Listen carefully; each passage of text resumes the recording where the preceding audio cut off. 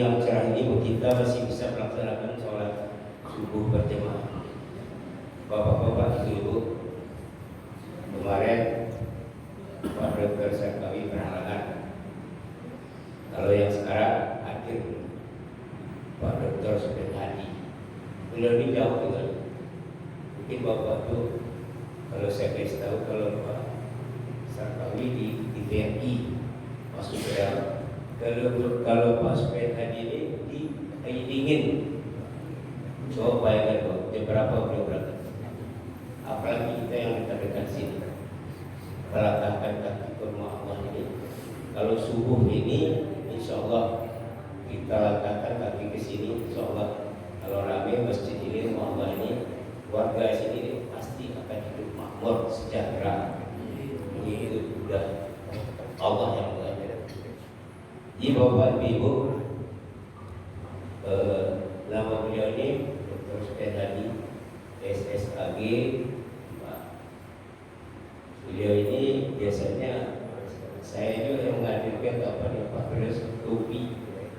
Dan saya disuruh cari ustaz-ustaz. So beliau ini sibuk ini. Mana-mana pokoknya ustaz masih sibuk. Jadi untuk Rasul ini disediakan apa kita dapat bersyukur. Inilah pada Bapak Ibu dengan membersihkan waktu. Kami perlu informasikan besok Muslimor, besoknya lagi Ustaz Armani Pedi, besoknya lagi Ustaz Datuk Sarwadi, Inggris Karwati. Jadi Bapak Ibu, mungkin kami nanti beberapa hari ini kami tidak di tempat, kami mau keluar kota, tapi ini tetap jangan kalau kami tidak kunjung di sini ini sudah sepi. So kita tetap seperti apa perlu lebih ramai lagi daripada ini. Jadi sebelumnya Pak Soben, kita mengadakan istri kalau hari Senin Kamis Pak puasa. Ini kita coba, alhamdulillah. Kalau hari yang biasanya kita biasa kasih snack, kasih apa yang agak-agak. Nah ini sedikit informasi. Jadi marilah kita ramaikan Allah ini, barangkali mudah-mudahan kita satu diberi rahmat dari Allah yang Maha Kuasa. Amin amin ya rabbal alamin. Dengan berserah waktu kami persilakan pada Dr. Sudin Hadi untuk memberikan tazkirah. Silakan.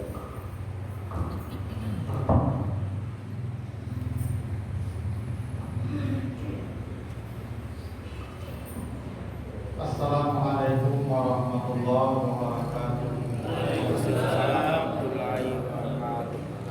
Alhamdulillahirabbil alamin. Wassalatu wassalamu ala asyrafil anbiya'i wal mursalin wa ala alihi wa ashabihi ajma'in.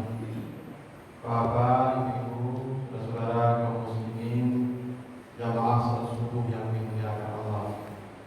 Mari kita bersyukur kepada Allah atas segala karunia-Nya. Alhamdulillah pada pagi hari ini kita dikumpulkan Allah di rumahnya dalam majlis zikir yang penuh berkah ini. Ya Bapak Ibu, kalau pagi hari ini saja itu sudah 3 kebaikan besar sejak azan subuh tadi yang Bapak Ibu dapatkan. 1, hadis riwayat Bukhari, rakaatul fajri khairun minad dunya wa ma fiha.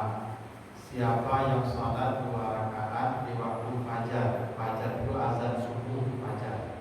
Terus kata Nabi, "Iza hadaratis shalah falyu'azzin ahadukum." Bila waktu salat datang, azanlah salah seorang kamu. Dan salat subuh datangnya fajar, berarti azan itu fajar.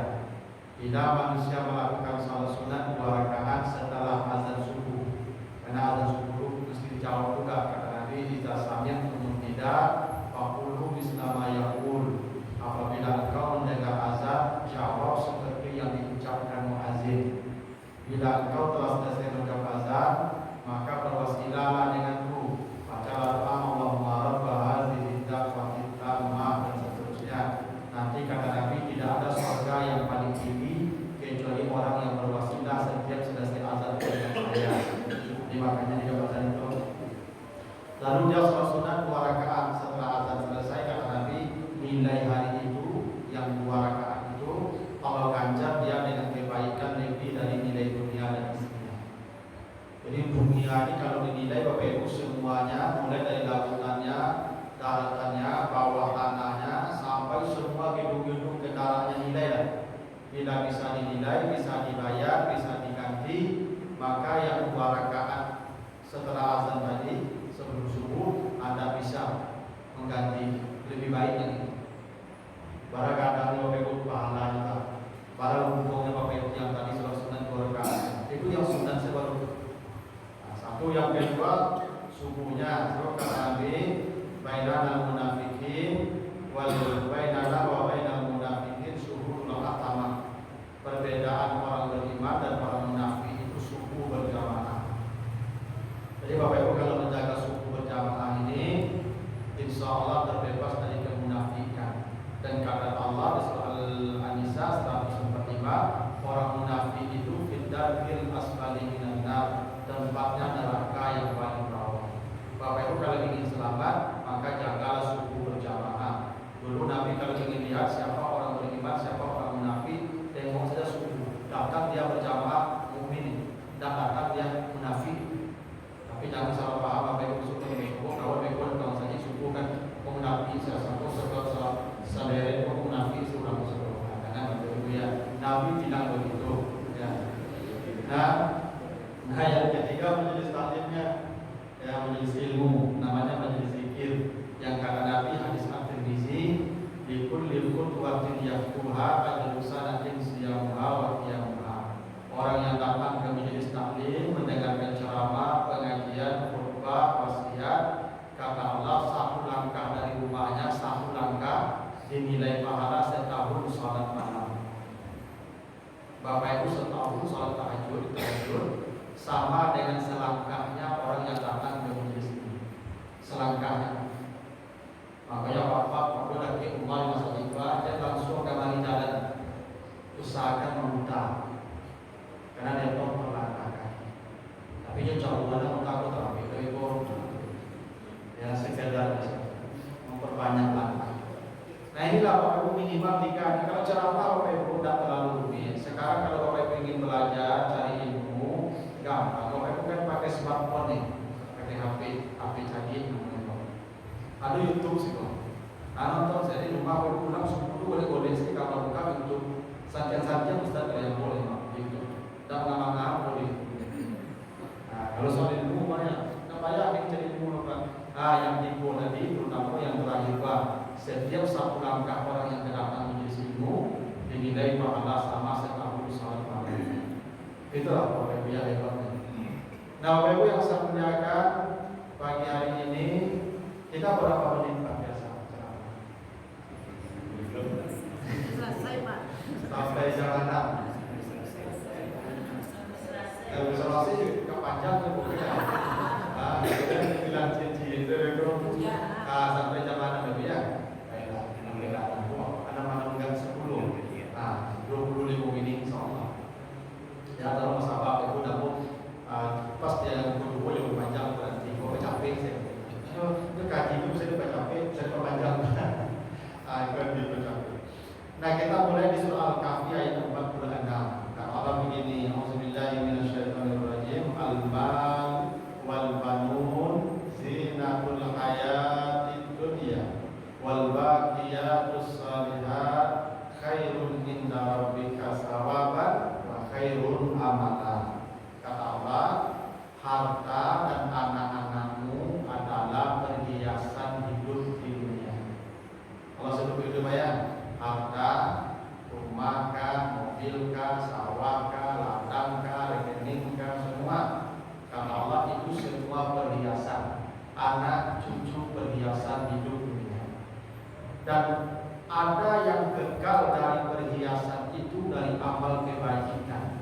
Itulah sebaik-baik pahala dan sebaik-baik harapan yang engkau tumpangkan kepada Allah. Nah itu arti sederhananya Al-Kahfi 46. Ada beberapa poin penting dari ayat ini. Satu, kata Allah, harta dan anak itu perhiasan. Ya, harta anak perhiasan. Kenapa harta dan anak disebut perhiasan? Karena harta dan anak punya sifat seperti sifat perhiasan. Apa sifat perhiasan? Satu, perhiasan itu sifatnya dibanggakan. Yang namanya sifat perhiasan itu dibanggakan. Kebaguannya ibu-ibu mau pakai cincin ame, itu biasa kita orang kecil menggarui supaya nampak. Nah, ada ibu-ibu kan kalau pakai galang ame kamu saja itu, itu takdirnya beda juga. Nah, kalau orang takdir ngomong akibat, kalau pakai galang itu ngomong muncang sedikit ya, supaya berbunyi, tahu rasa kemudian berbunyi. Itu wajar Pak ya, manusiawi teman. Ya, harta itu perhiasan dan sifatnya memang dibanggakan. Makanya orang pakai kalau foto, kalau Honda baru itu masuk di gerbang komplek, masuk ke rumah. Tapi kalau pakai Honda itu pada waktu baru itu putar-putar di dalam komplek dulu. Nah, dibuka kacu supaya tahu orang masuk foto baru. Itu wajar Pak ya. Memang begitu sifat perhiasan. Anak juga begitu dibanggakan. Ibu kalau dulu mau tahu-tahu, yo kawan-kawan di kadai atau di lampau, yang dicari Tuhan suami atau cucu, tanah, ya anak atau cucu, jarang mencari suami, ya kenapa? Karena memang perhiasan anak suami tidak perhiasan dong. Ya, kalau suami dicari itu udah buru-buru itu rumah, pemerah lah, menyelengi lah, mengkabul lah, lalu macam ya. Tapi kalau anak jadi itu, itu lumayan panjang, itu ada cucu ya, karena dia perhiasan. Memang sifat perhiasan itu dibanggakan. Makanya Bapak Ibu dilihat di surah Al-Qasas ayat 79, Qarun itu diceritakan Allah manusia paling kaya, karena manusia sekaya Fir'aun. Yomana kayu. Maka kata Allah fasa raja ala qaumihi fi zinatihi. Qarun itu setiap hari memamerkan kekayaan. Qarun itu Ibu diceritakan tiap hari gonta-ganti kendaraan mewah. Itu orang kayu. Kok Jawa ini misalnya hari Senin pakai Alphard, Selasa Lamborghini, Rabu Ferrari, Kamis apa lagi itu ya, Fortuner, Jumat Pajero, pokoknya motornya ganti-ganti tiap hari itu. Di mana kayu? Bapak Ibu barangkali ganti motor sehari minggu. Ada dulu itu kayaknya. Itu maka kalau ini, kalau itu sama ada kayu. Ada dia selalu memamerkan kekayaannya itu. Kalau rumah, kalau selalu ganti baju, tidak pada kalau rumah udah ganti baju lebih. Ya, kadang sehari 7 kali 8 kali kalau ganti baju. Dia kayu. Ya, dan itu wajar. Kan? Seperti dari mudah-mudahan yang kami ke dalam tubuh. Yang kedua, sifat perhiasan itu sementara. Nanti Bapak Ibu baca di surat Al-Hadid ayat 27, ayat 20 kata Allah, dunia ini dan perhiasannya kalaisin seperti hujan yang turun, lalu menumbuhkan tanaman, lalu hijau dia. Setelah hijau, lalu fa'ajabal kufar abatuhu, orang kagum kepadanya. Begitu kagum, dia berubah menjadi kuning, kerontang, layu, kemudian jadi sampah. Itu ibarat atau perumpamaan yang Allah buat untuk perhiasan dunia ini. Semua perhiasan dunia yang kita banggakan kata Allah pada akhirnya akan menjadi utama sampah. Tidak ada satupun perhiasan di dunia ini yang tidak jadi sampah. Semua jadi sampah. Walaupun awalnya kita banggakan, kita bermegah-megahan dengannya, tapi semuanya jadi sampah. Rumah bagus, rumah mewah yang Bapak bangun miliaran rupiah itu nanti akan jadi tumpukan pasir pada waktunya. Suka dia suka. Mungkin awal nanti ada cucu terbongkar. Para payah karena semua akan jadi sampah. Mobil yang Bapak Ibu banggakan dulu yang ratusan juta harganya nanti akan jadi semombong besi tua. Pasti. Ini Bapak Ibu mahal harganya, mungkin Bapak Ibu punya lebih mahal dari saya. Ini pada ujungnya masuk tong sampah, suka yang suka. Tidak ada perhiasan yang abadi di dunia. Semuanya kata Allah akan berakhir menjadi sampah. Nah karena itu kata Allah, wal baqiyatus shalihat, ada perhiasan yang kekal abadi. Harta ada yang kekal. Anak sebagai hiasan pun ada yang kekal nilainya. Nilainya yang kekal bukan fisiknya. Karena itu Bapak Ibu, kalau Bapak Ibu baca nanti di surat An-Nahl ayat 96 kata Allah, ma indakum yanfad wa ma indallahi baqin. Apapun yang kau simpan, yang kau miliki dari perhiasan dunia akan binasa. Tapi ada sesuatu yang kau titipkan kepada Allah, itu akan kekal abadi. Nah, ada sebuah riwayat begini, Pak. Suatu hari Nabi itu pernah menyembelih seekor kambing. Nabi kok makan kesukaan kambing itu. Nah, jadi kok kambing orang makan kambing itu gak aneh ya. Nah, karena makan kesukaan Nabi itu kambing. Nah, satu hari Nabi memotong kambing, lalu bilang sama istrinya Aisyah, ya Aisyah, masak kambing itu. Kok masak, beko, udah itu kalau nggak masak pula, bagilah ke fakir miskin dan yang baiklah kata Aisyah dimasak. Setelah masak dibagi, ditinggalkanlah sepotong bagian kaki. Oh, Nabi kalau makan kambing suka makan kakinya. Ditinggallah sepotong. Lah pulang Nabi bertanya Nabi Aisyah, jadi dimasak di kambing yang lain. Dan dibagilah Allah habis sama bagian Rasulullah. Nah, yang tersisa kecuali sepotong siswakan potong. Itu yang tersisa yang potong. Apa jawaban Nabi itu? Aisyah, yang kau katakan habis itu, itulah yang tinggal. Dan yang kau katakan tinggal ini, inilah yang habis. Ya. Yang dibagi banyak, habis itu, kata Nabi, itulah yang kekal. Yang kau tinggalkan untuk saya ini, sepotong, ambo makan, beko masuk kau aku jadi kotoran, ingat keduanya habis sampai di situ. Makanya kata Allah, Bapak Ibu, ada Nabi mengatakan hadis riwayat Bukhari Muslim itu, ya, bila mati anak-anak habis semua amalnya, ya, kecuali ada 3 yang kekal, sedekah jariah, ilmu yang bermanfaat, anak yang saleh. Ini Bapak Ibu belum dirinci. Nah, rincian hadis ini ada dalam hadis dari Anas bin Malik riwayat Abu Dawud. Ini mau saya jelaskannya. Kata Nabi begini, sab'atun yajri alil 'abdi ajruhunna wa huwa fi qabrihi ba'da mautihi. Bapak Ibu kalau ingin aman nanti di akhirat, tadi di alam kubur kata Nabi, ada 7 perkara yang akan mengamankan seseorang selama berada di alam kubur. Selama berada di alam kubur dia akan aman bila dia memiliki salah satu dari yang 7 ini. Ini Bapak Ibu ambillah salah satu ya. Kalau alam kubur itu mudah ada bebo. Nanti buku baca surah Al-Mu'minun ayat 99 sampai 100. Ketika manusia meninggal dunia, masuklah dia di alam barzakh atau alam kubur. Begitu sampai di alam barzakh, apa kata manusia? Rabbil ji'uni, ya Allah, tolonglah kembalikan saya ke dunia ya Allah.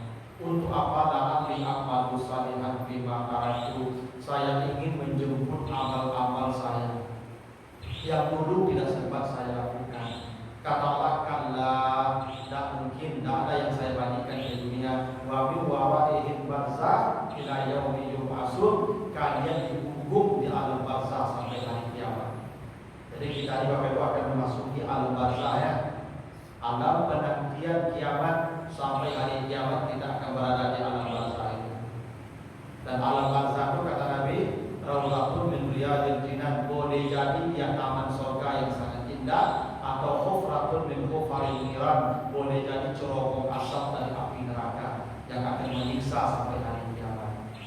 Nah, salat hari Bapak Ibu kalau sholat bahasa apa? Bapak Ibu ya lalu dulu ada kalau mau tunggu hari ini berapa nih? Banyak. Nah, memang segitulah waktunya tuh. Nah, kalau Bapak Ibu ingin selamat, ingin aman di alam barzakh, ada 7 kata amalnya yang terkait dengan perhiasan tadi yang kekal abadi tadi. Nah, Bapak Ibu ambil satu-satu. Siapa yang aman di alam barzakh, yang tidak akan diganggu, yang akan menikmati malam alam barzakh sampai hari kiamat? Man 'allama ilman, siapa yang mengajar ilmu. Nah, ini guru-guru dulu ya. Siapa yang jadi guru, apapun ilmu yang pada diajarnya, apakah ilmu agama, ilmu dunia, apakah fisika, matematik, biologi, sejarah, pokoknya ilmu yang bermanfaat. Selain ilmu hitam, pokoknya ilmu yang bermanfaat. Asalnya bermanfaat, ilmu yang diajar, dia akan diamankan Allah sampai hari kiamat. Jadi kalau Bapak Ibu yang guru, yang pensiun guru atau dosen, aku aman Pak, kapai-pai lah, ada. Ada yang Ibu yang guru, alhamdulillah. Tentu kalau mengajarnya ikhlas dia, tapi kalau sertifikasi dikajar atau ikhlas saja kan, ya, karena Allah saja. Kok orang yang mengajarkan ilmu itu bego, dia istilahnya kalau ilmu ini diajarkan oleh dia seperti MLM, multi level marketing. Saya ini Bapak Ibu bisa ceramah. Ini apa yang saya sampaikan ini guru saya ngajar begitu. Aku lahir pada itu lebih. Yang kalau orang lahir ceramah langsung udah berapa? Orang itu Bapak Ibu ketika lahir itu nangis pada yang la ta'lamuna syai'an. Tidak ada yang kamu ketahui sedikit pun dari ilmu. Lalu kata Allah diberikan untuk asam awal abasar awal afidah, dikasih modal telinga, dikasih mata, dikasih pikiran hati, ajarlah. Saya terima ilmu dari guru saya. Guru saya sekarang Bapak Ibu saya ceramahnya dapat pahala insyaallah ini. Besar pahalanya. Sebesar pahala saya itulah guru saya dapat. Dan guru dari guru saya pun dapat. Guru dari guru saya pun ke atas Bapak.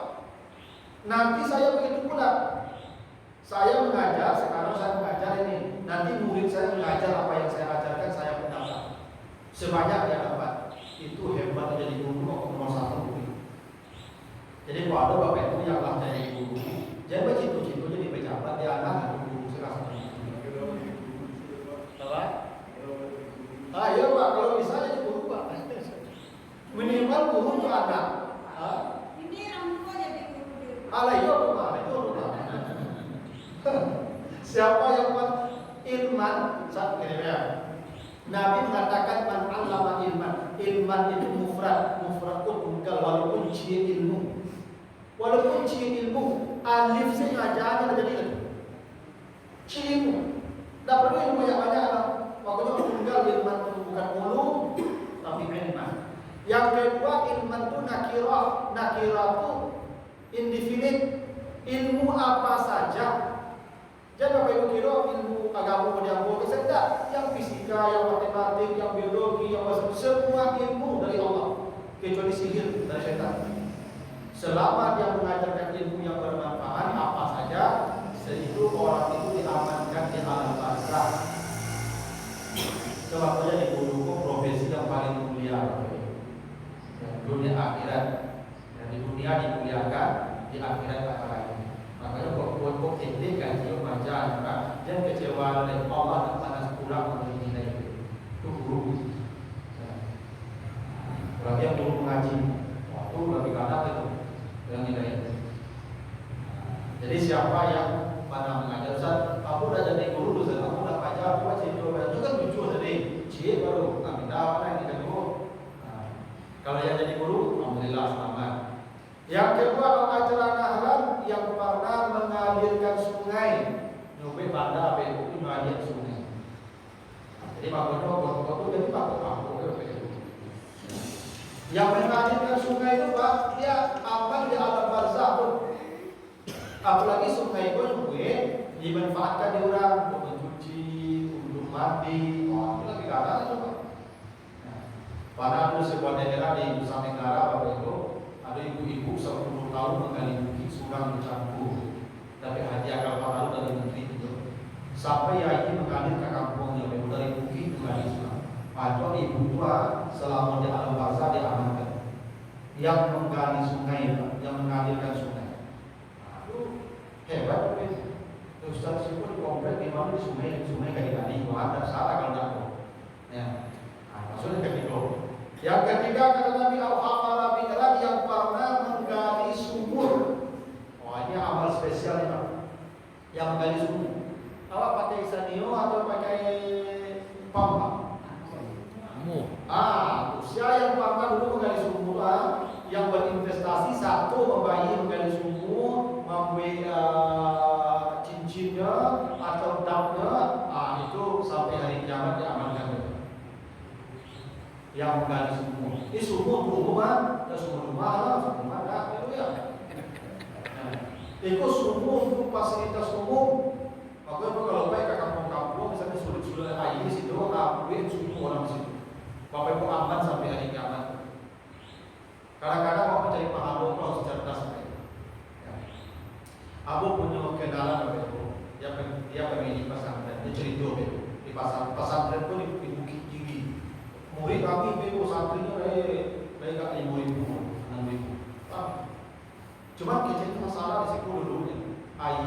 Beberapa pagi hari itulah payah anak orang minuman tidak payah. Sampai satu hari kecilnya berkunjung orang gaib salah satu wali murid itu ke pesantren. Baca itu wali murid itu masalah pesantren gua air minum di daerah tinggi bukit. Beberapa pagi hari susah. Ibu tuh kabar lagi umrah suami istri kabar lagi umrah. Nasihat kabar lagi nyobatalkan umrah. Tak jadi umrah suami istri mentarik intinya banyak, biaya itu mungkin subur di situ, banyak masih pengolah air minum langsung. Sejak saat itu 7 tahun yang lalu sampai hari ini tidak kurang 5.000 santri yang minum di air situ. Barangkali pandang. Pandang kok menghafal Quran, karena terus yang mana kok beribadah, yang mana kok belajar, yang mana kok itu yang cerdas orang mencari pahala. Cerdas. Kalau nyampe haji atau nyampe umrah, pahala sekali sih. Itu kok selfie ke pancang saya kayak apa? Itu selfie ke pancang saya upload di Facebook, di WA, tapi baru pernah boleh. Jadi ada pahala yang abadi gitu. Asal satu menggali sumur. Maka bapak ibu kalau satu menggali sumur, lain menggali sumur. Cari-cari dan sampai kalau ada haji baru, sholat baru, satu sekarang aku satu menggali sumurnya. Maka kata Nabi itu abadi sampai hari kiamat. Orang yang pernah tercatat menggali sumur itu sampai hari kiamat diselamatkan di alam bangsa. Jadi itu, bisa ada alam. Yang keempat yang kata Nabi Allah rasa nahlan yang pernah menanam pohon, masya Allah. Jadi menanam pohon bukan ada padu ya. Sampai hari kiamat walaupun pohon pun mati. Karena tapi yang abadi, fisik tapi yang abadi nilai. Itu makanya dulu ibu nenek itu dulu lah bumbu, lah payah, berjalan ibu ya. Nyotanan dulu durian itu 20 tahun berbuahnya ibu.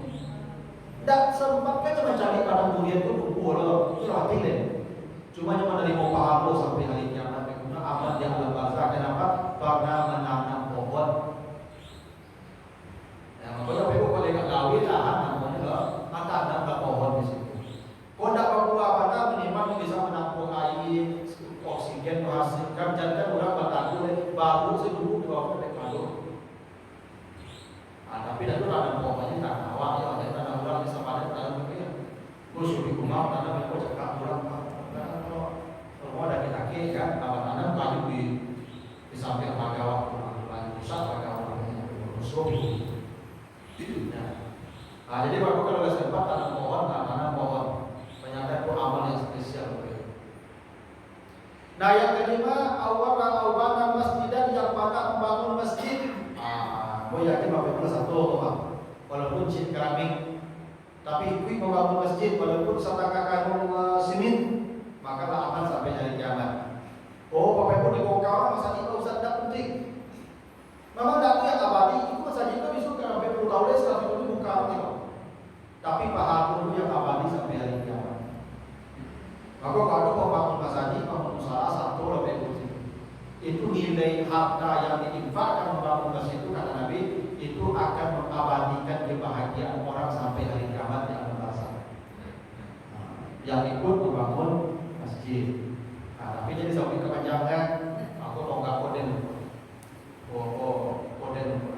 Itu apa yang pada orang bilang? Tidak bisa bilang. Kata Allah laku jilu salafatikum bil manni wal azab. Jangan kau hapus pahala ibadahmu dengan mencari tuan kurang. Lewat. Yang sibuk mencari ibadah kurang. Nah lalu kata Nabi apa lagi? Awal asal mushafat yang mewariskan mushaf. Bapak ibu yang belum besok pokoknya sempat ke pasar balik-balik lakun haji. Kalau di rumah, kalau di haji, kalau di musala, orang yang pernah mewariskan mushaf akan selamat sampai hari kiamat di alam barzah. Karena itulah harta yang kekal nilainya. Yang membeli mushaf diwariskan. Jangan bayar hal itu tuh, padahal harga hukum aja ya, padahal 100.000 gitu. Aku tinggal di masa itu. Walaupun tidak dibaca itu soal lain, yang penting bapak ibu dicatat mewariskan mushaf. Jangan sibuklah bego kelihatan Al-Quran di lemari kan terbaca Quran jadi itu punya dan ada usah. dapat dicatat mewariskan mushaf. Nah, lalu yang ketujuh autaraka waladan yastaghfirullah, dia meninggalkan anak yang memintakan ampun atas dosanya. Kalau ada bapak ibu punya anak bapak ibu setiap hari berdoa Allahumma ighfirli wa liwalidayya warhamhuma kama rabbayani shaghira. Oh, bapak ibu punya anak dan tua sampai hari kiamat bapak ibu aman di alam barzah, walaupun anak boleh mati, walaupun dua-dua anak mati di bumi. Yang abadi nilai anak, bukan anak yang abadi nilainya. Maka bapak ibu anak-anak tidak jauh dari awak dan awak tinggal dari itu sibuk urusannya, kirim ke WA, dikirim ke SMS, kemudian doa tuh Rabbi firli wal walidayya warhamhuma kama rabbayani shaghira. Baca kok ya, itu ayo baca. Baca tuh. Karena anakku disibuk ibu Yusuf karena berdoa, jadi awak doa. Tidak ada manusia yang paling beruntung hidupnya kecuali dia punya anak yang memintakan ampun atas dosa. Kayak itu ada hadis At-Tirmizi begini. Besok ada orang dinaikkan ke surga yang paling tinggi. Surganya paling tinggi, amalnya sedikit. Dia heran malu dia kepada Tuhan, ya Rabb anna li hadza, ya Tuhan ini surga aku, surga aku bisa melihat hebatnya.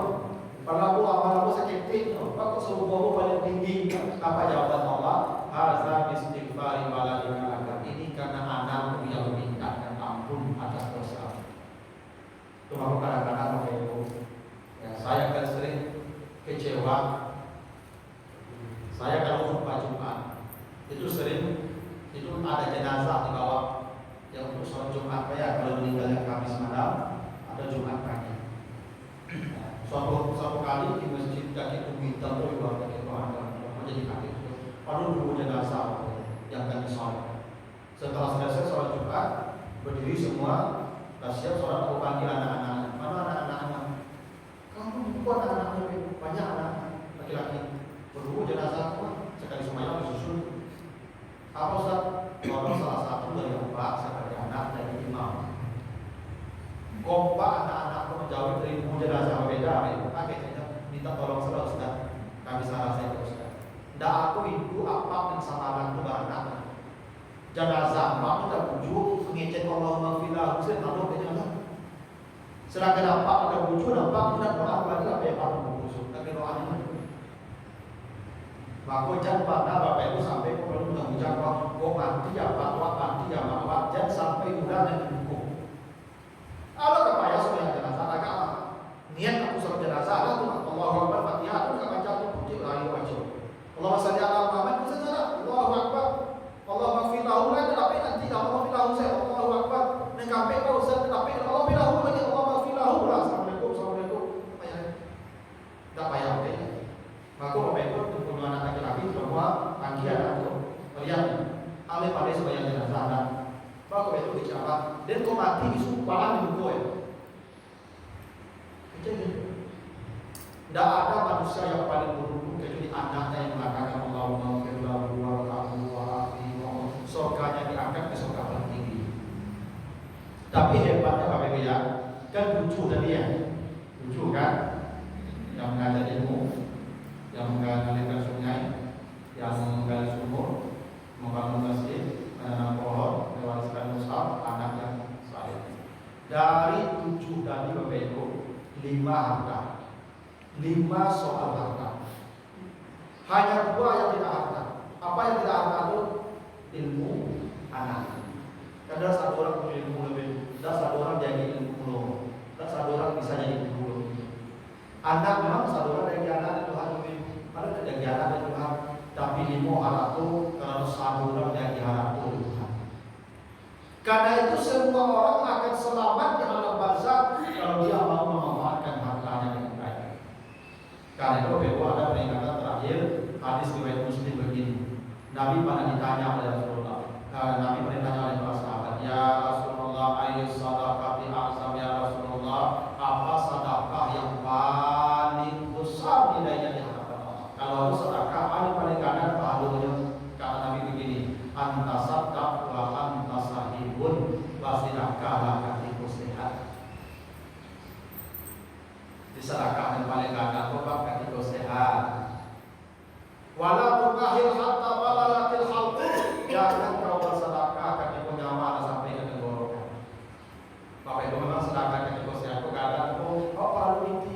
seperti